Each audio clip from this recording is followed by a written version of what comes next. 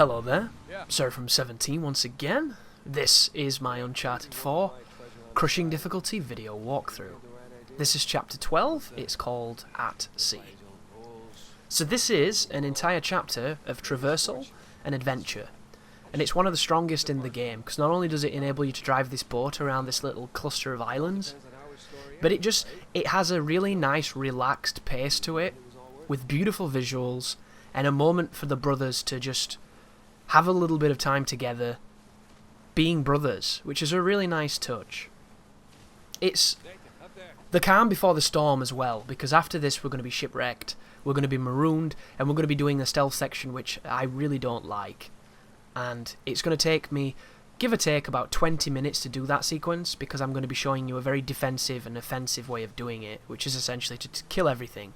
And right now, I was trying to skip a whole sequence of this level, but there's a rock wall where that cave is, and apparently touching the mechanisms at the first part of this level is what gets rid of that rock wall, and I didn't realise, guys, so I thought I'd keep this in just to show people that you can't actually come here immediately and skip the first half of the level in a sequence break of kind, which would have been nice because it would have saved us doing a lot of unnecessary platforming and what have you, but as I've mentioned, I do think this is a fun level. I just wish that the next one had a checkpoint when you got to that second area where the heavy is, because that stealth section, I stealthed all the way up to the tall grass where the grenade launcher and the sniper and the heavy guy was, but I just couldn't find a way to get up to the place where you need to climb to get away without being spotted.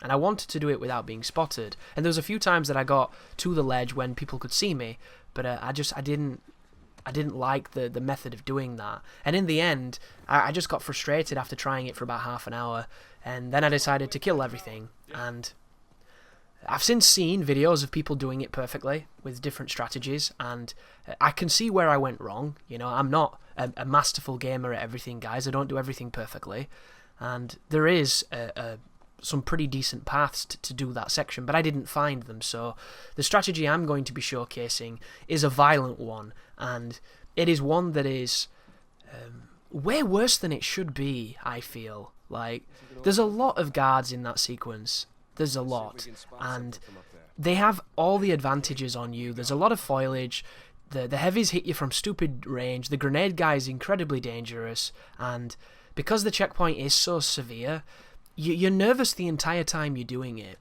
But the strategy I'm going to showcase is going to be pretty much aggressive guerrilla warfare, and it does work. You know, I've done it twice now, and it does work. It's just it's not going to be the stealth option, guys. But there are plenty of those on YouTube. As I mentioned, Jammer's got one, which he used another YouTuber's strategy for the end of it, I think. But for the most, it's his method.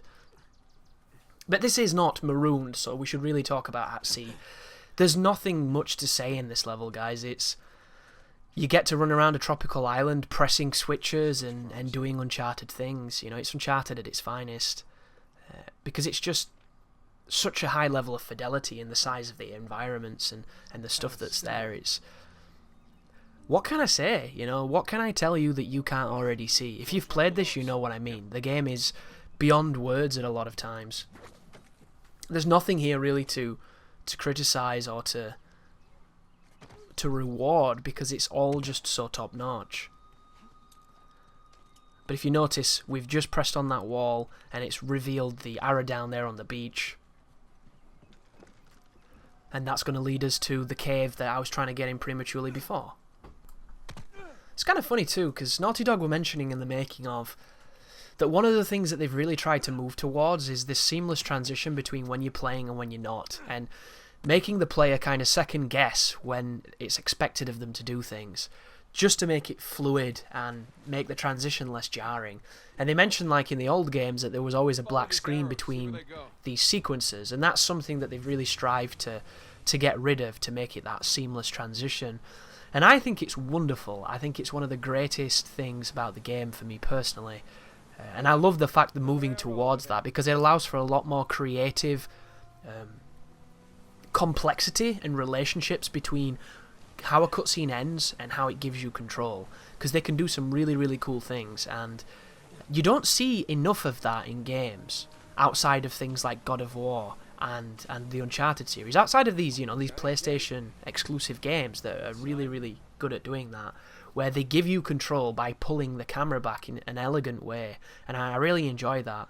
It has to be said though, it makes editing much more difficult in a project like this, what you're watching. You'll notice that there's a lot of vignettes been left in this, vignettes I would have normally trimmed away, and a lot of that is because on the timeline where the audio is, they don't look like the vignettes. They don't look like something different is happening, so it makes the editing much more meticulous if you want to go in there and get rid of a lot of it. And because these videos are already quite large, I don't mind those extra few seconds. I could be super anal and get rid of all of them, but I don't think it's completely necessary. However, in any other game, there would have been a loading screen between it, and the loading screen would have had a very definitive effect on the wavelength, which would have made it easy to spot and easy to edit when I was scrumming through the footage.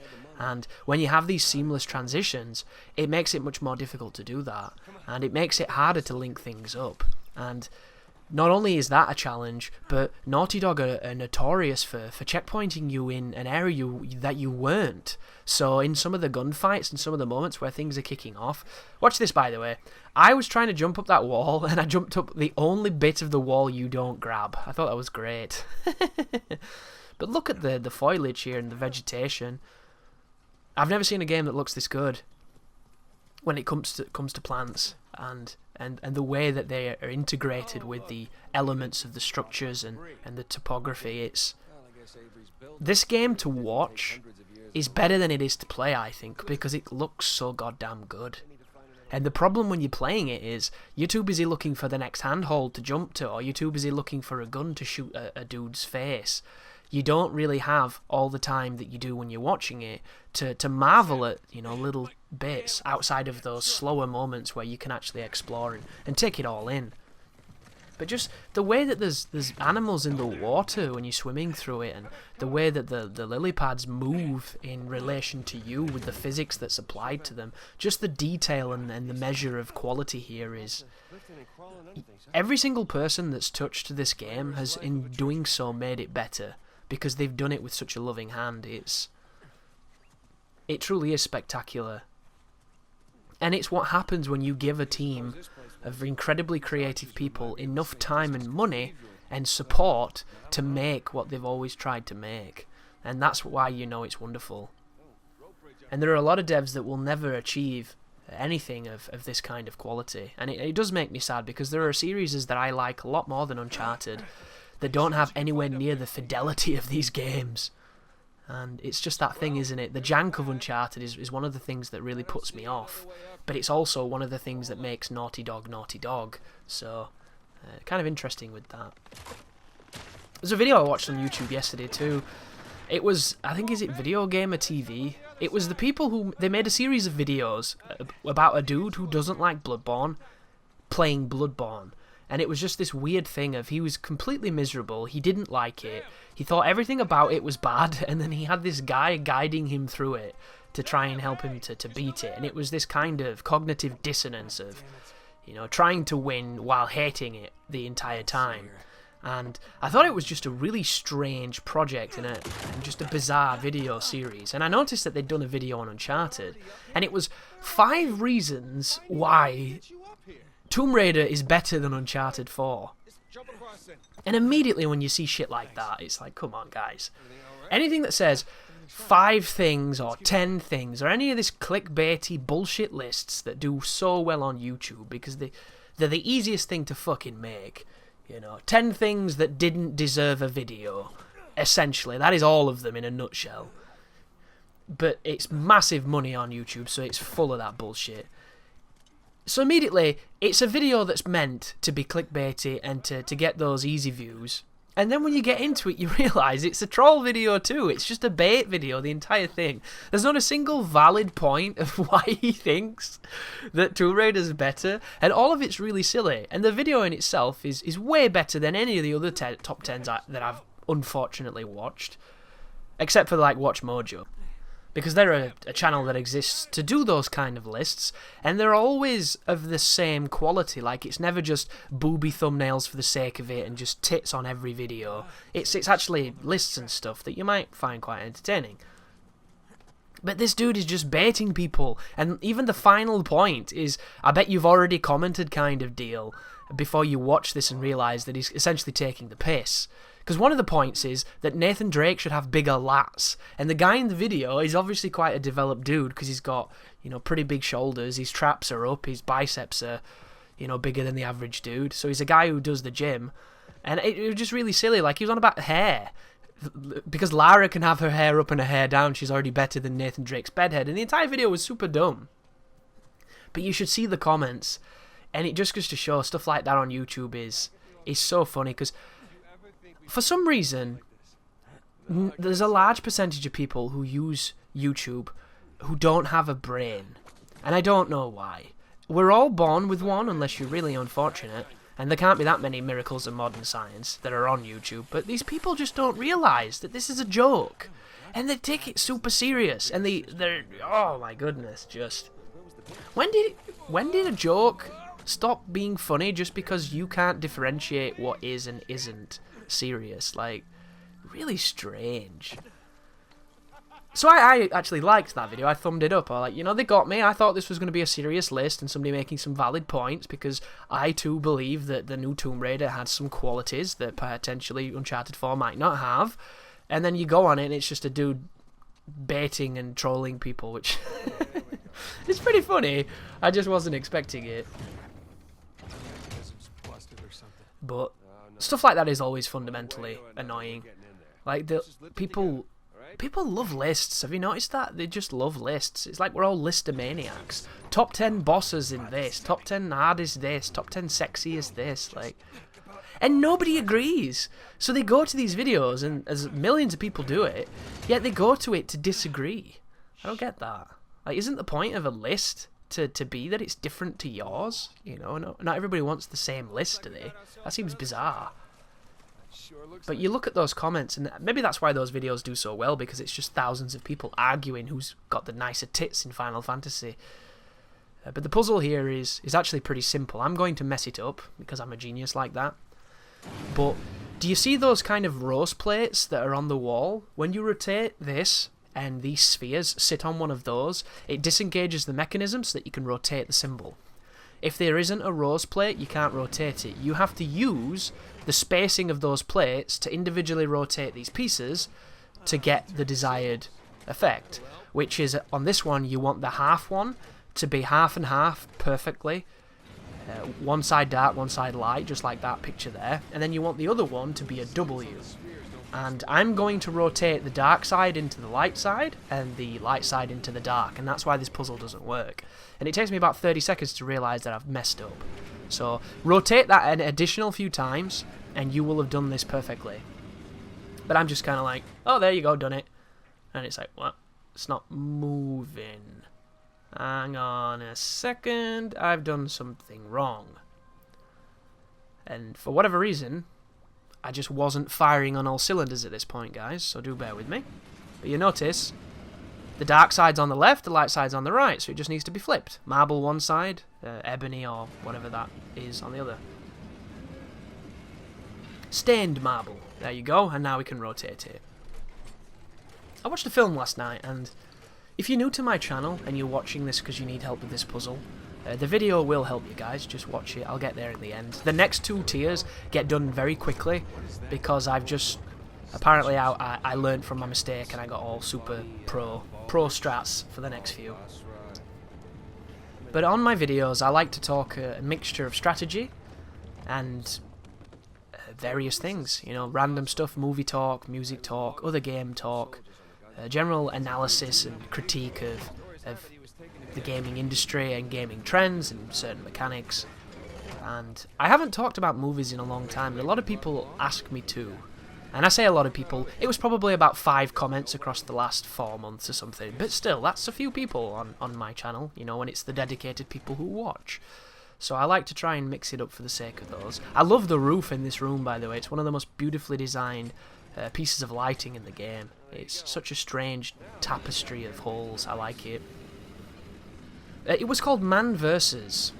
And it has nothing to do with eating ridiculous food challenges, but it could have been. And I heard about it from PKA when Wings was mentioning it. And he said it was a rip-off of Predator. And I think that the Predator formula is one of the best film archetypes you can have. I absolutely adore it. World's deadliest game, or whatever they call it, from the Hemingway novel of man hunting man kind of thing. I love the conceit of being hunted. I think it's fascinating.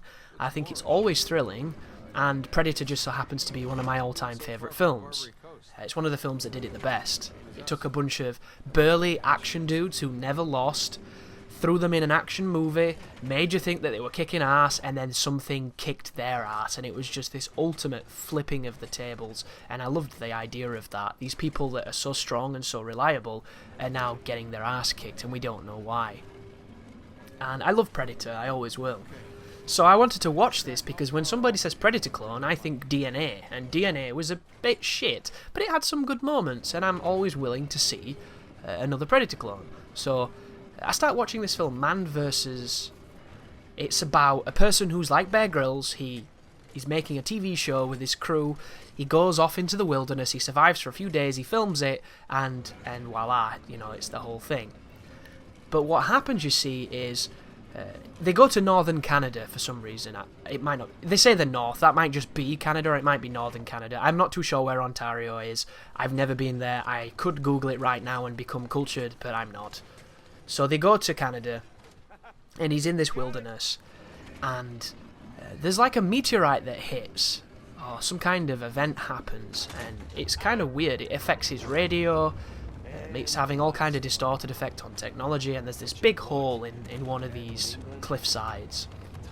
And then from this point onwards, when he's filming this documentary and showing you how to survive and doing all the standard Bear Grylls things, something starts messing with him. And the first hour of this film is wonderful. It uses everything so well. When you think about it, it's just using its environment, it's using the shots, it's using the jungle to be way more tense, way more nerve-wracking than it ever deserves to be. Because essentially, then there's nothing there.